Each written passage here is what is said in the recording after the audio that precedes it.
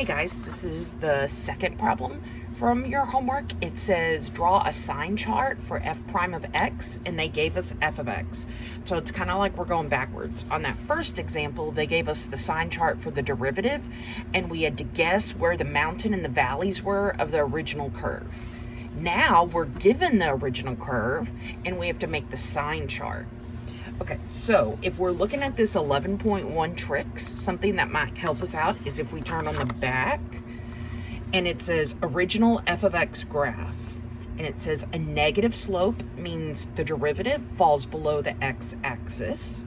Positive means f prime of x is above the x-axis. So that means if my line is, or if my curve has a negative slope, as in it's going down, the derivative will fall below the x-axis, and that means the y value is negative, and then we draw a negative on our sign chart. If our original graph has a positive slope, as in it goes up, so if our original graph goes up, that means f prime of x rises above the x-axis and the y values are positive. Okay, let me just tack something else on here.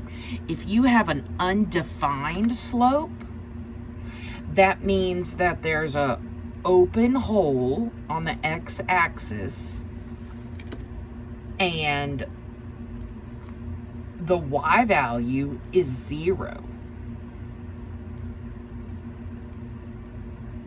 So an undefined line looks like up and down. So if I have an up and down piece of my original curve, then on my sign chart, I'm going to use an open hole and the y value is going to be 0. Okay, so let's look at our guys. We're looking for negative slope, positive slope, or up and down. So let's see here. It looks like I have a down-ish, negative-ish slope here. And also past this -3, it looks like the curve is going down. So that means it has a negative slope there. Okay, but then it looks like I have a strange up and down piece. This up and down piece means I have an undefined slope.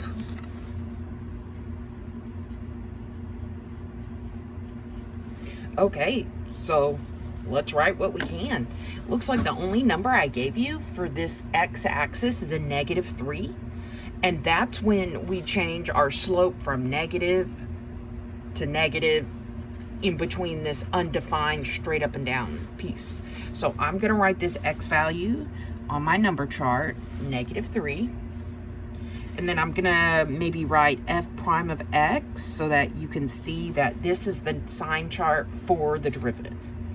Okay, then from our tricks, we said a negative slope means the derivative falls below the x-axis and the y values are negative, as in we're going to put negatives before this -3, because to the left of -3, we have a negative slope, so I put negatives up here.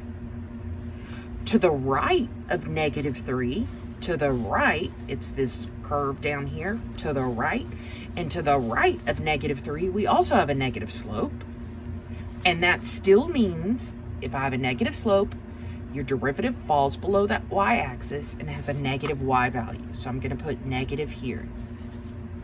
Okay, but then let's deal with this weird up and down piece. This weird up and down piece means I have an undefined slope, and the way we write undefined on a number chart is we write ND. That means not defined or undefined. So on your homework, you'll see a ND, not a UD or something. So ND means undefined because our curve looked like it was straight up and down. And when we have a straight up and down slope or an undefined slope, we use an open hole on the number chart. So here we go. We have an open hole because of that undefined slope. We have an ND because of that undefined slope. We have negatives on both sides because both of the curves to the left and the right of -3 had a negative slope. Weird. weird. And then this will be a multiple choice answer. So just pick the correct sign chart answer.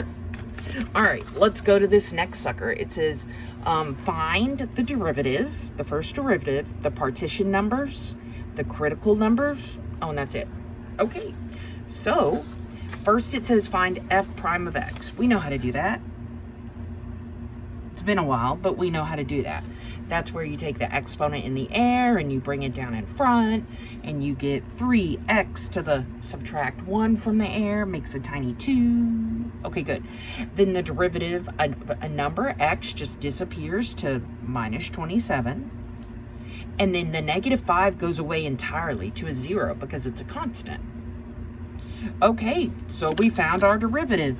Here she is, Miss America. Okay, now let's do another one. It says partition numbers, so let's look at our tricks. It says how to find the partition numbers. Find the derivative. We did that. Make it equal to 0 and solve for x. You can factor or put it in y equals and look at the t-chart for zeros in the y. Okay, so let's equal this to 0.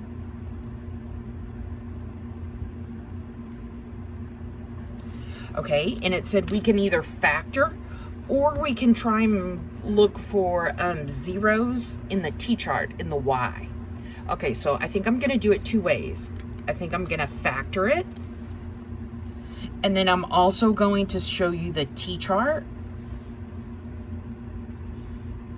for whichever way you want to use. So you can use either or. I'll probably use the t-chart because in the future, because it's just quicker. But if I wanted to factor this, first I would say, okay, well, wait a minute. You can divide both of these suckers by 3. So let me take out a 3, open parentheses, and then divide both of these by 3. And you get x squared minus 27 divided by 3, 9. And then this sucker turns into a difference of 2 squares because it's a difference minus. And 2 squares because there's a tiny 2 in the air. And 9 is a perfect square. So this breaks into x plus something, x minus something with this GCF of a 3 in front. And then to figure out what that little something is, all we're going to do is square root this 9 or ask ourselves what times what gives you 9? And that's 3 and 3. Okay, and this whole equation was equal to 0. So now to get x by itself, because step 2 said equal to 0 and solve for x. That means get x by itself. You equal each one of these suckers to 0. But when you equal this 3 to 0 at the front, that's weird. There's not even an x there. So that sucker gets trashed because he doesn't even have an x to solve for. But then if I take this x plus 3 equals 0 and x minus 3 equals 0 and then get x by itself, I can subtract 3 or add 3, either way. And you get x equals negative 3 and 3. So these are our partition numbers. We don't know what that means yet. Okay, if you want to do it in the t-chart, in your calculator, it says you can go to y equals, and we can put the derivative in there, and look at the t-chart for if I have any zeros in the y. So let's see here. I want zeros in the y. So I'm going to put this derivative, the one that I put in this purple box, I'm going to slap that sucker in y equals. So 3x minus 27. And then I'm going to go to my second graph so I can get to my t-chart. Oh gosh, I've been messing with it. And now I'm going to look for zeros in the y. I see one here, 3, 0. And then I think there should be another one. Oh, there it is. Negative 3, 0. So either way, whether you factor or do the t-chart, either way, we still get negative 3 and 3 from factoring or from the t-chart. So,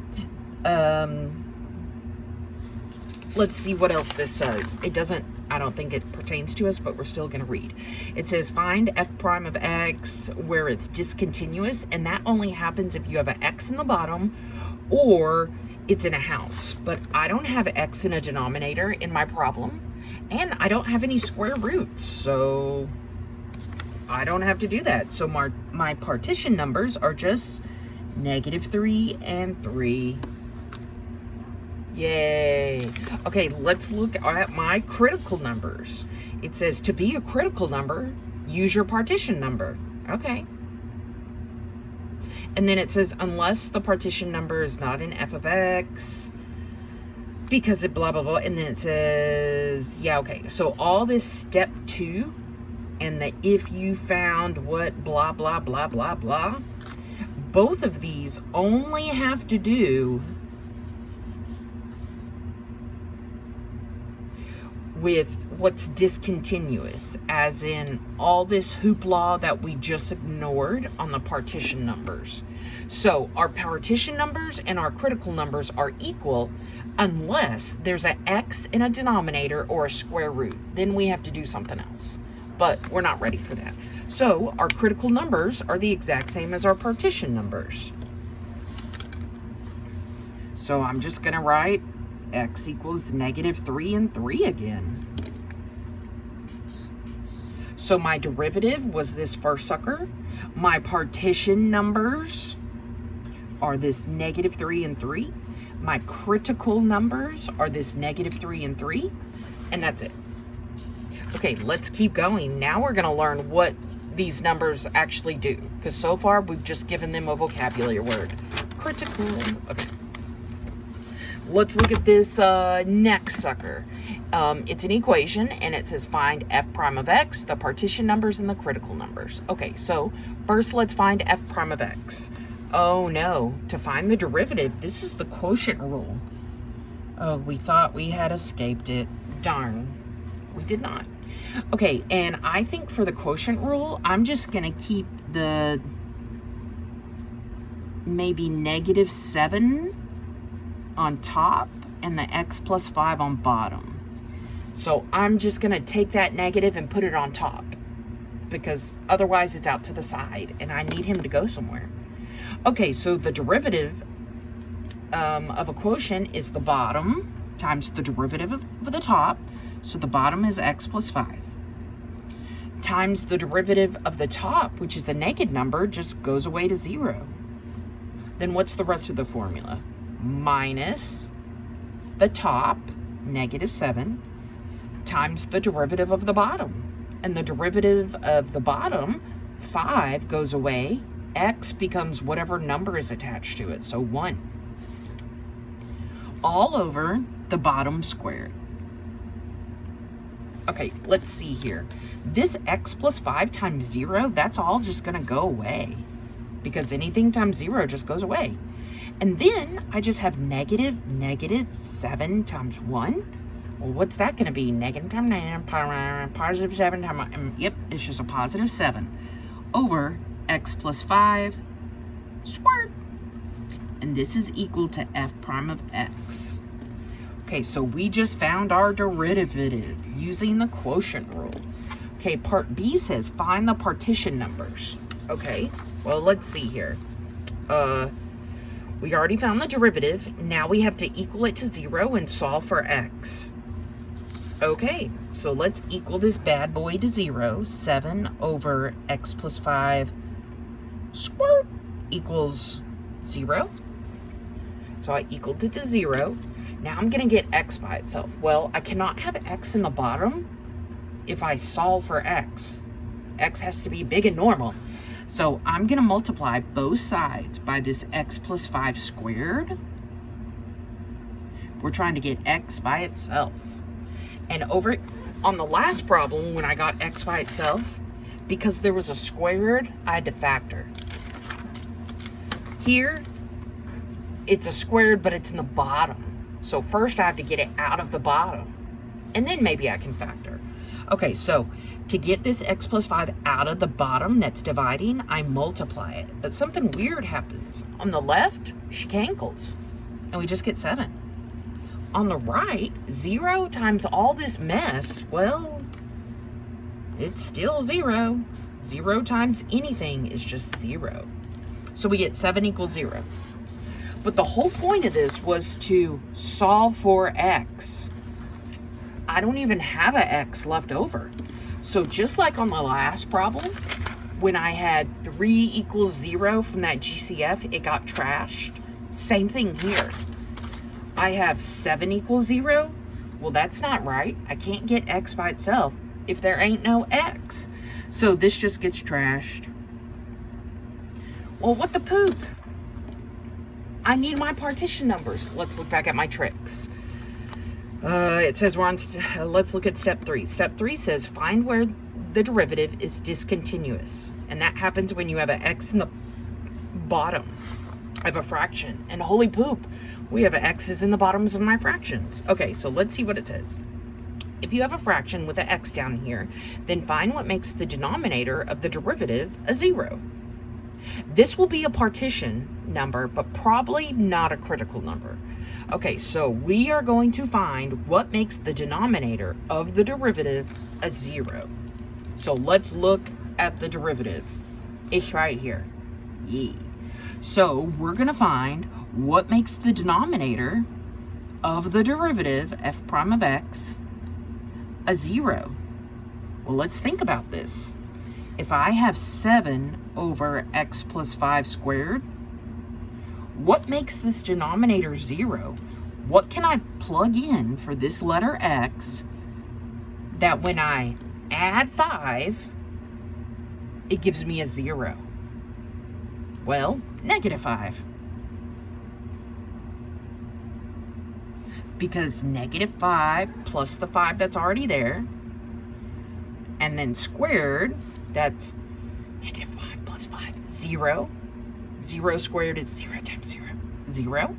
So, hey, -5 is a partition number because it makes your derivative, the denominator, a 0. So this is our partition number. Okay, now let's look at part C, critical numbers. Okay, let's see. Critical numbers, it says to be a critical number, use your partition numbers. So ours is probably going to be -5, but let's check it. Unless the partition number is not in f of x, because it does not exist in the domain of f of x. So this partition number of -5 will be my critical number unless this -5 is not in the domain of f of x. As in, unless this -5 screws up the whole original problem. Okay, so let's see. If I take this -5, that's a partition number, is it part of the domain of f of x? And the answer is it's not, because the domain of f of x, we can't have a -5 in the bottom either, because we'll get a 0 in the bottom and the whole problem will fall apart. So, since this -5 cannot be used in the original, in f of x, then -5 is no longer a critical number.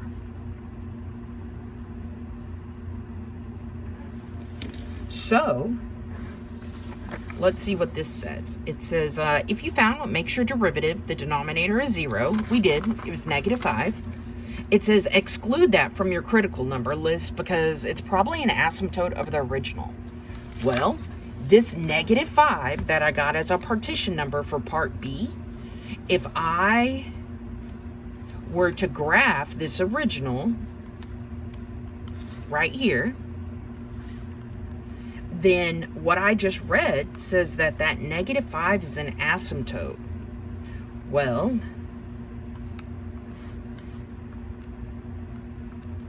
let me graph it correctly. Okay, let me press zoom 6. Oh, and holy poop, there is an asymptote at this -5. So, if our partition number would have been like 3, then it would have been okay to keep it as a critical number because it's not what makes the original denominator a 0. So our partition number came from -5. We tried to equal our derivative to 0 and solve for x, but there was no x because it canceled out, so it was trash. So then we said, okay, the only other type of partition number I could have is what makes that derivative bottom a 0. But then when I went to check and see if this -5 could be a critical number, if I plug this -5 into the denominator of the original, it makes the whole problem explode because there's a 0 in the bottom. And that means that -5 is not in the domain of the original, and it's not a critical number. So, to answer the question of what are the critical numbers, there are none. So on the last example, the partition numbers were the critical numbers. Woohoo! But on this one, it was different because there's a denominator. Darn. Okay.